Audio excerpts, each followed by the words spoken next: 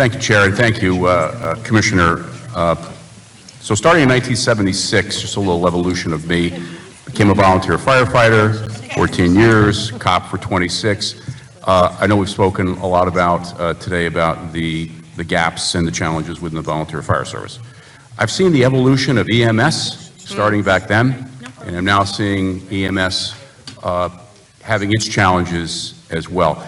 I just wanted, if you could just briefly update us, especially I've had people in the district, both from the volunteer and one side to the paid provider side, talking about this as a impending crisis, if it isn't already. What's your thoughts on that?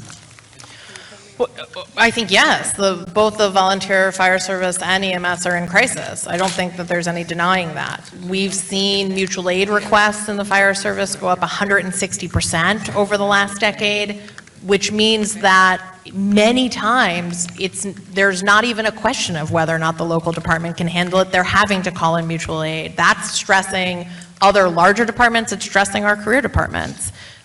So I think that there is a crisis in the volunteer fire service. You know, I'm less familiar with EMS. It's managed by the Department of Health, but I know when I'm... That was part of the question. I but absolutely, no. When I'm out there talking to folks, and lots of folks do both, there's a crisis in both of these areas. And thank you for clarifying that, because I'll ask that question when DOH gets here. But all those things that you just said absolutely are happening on a daily basis. We're seeing it. One of the things, and then I will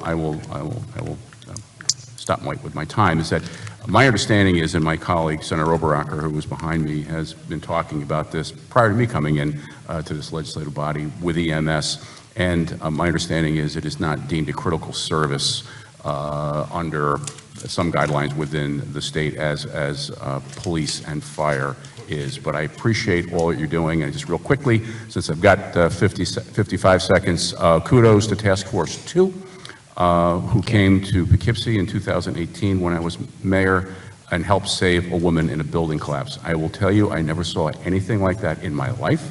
The equipment that they brought down, I think from Waterville, I think is where they are, or someplace here in the capital region, was absolutely very reassuring to anybody who lives in this state, to know that those individuals are ready to go with everything that you can imagine, and she was successfully extricated from that building with the help of everybody. So thank you. I will pass that along to them. Thank you, Senator. Please do.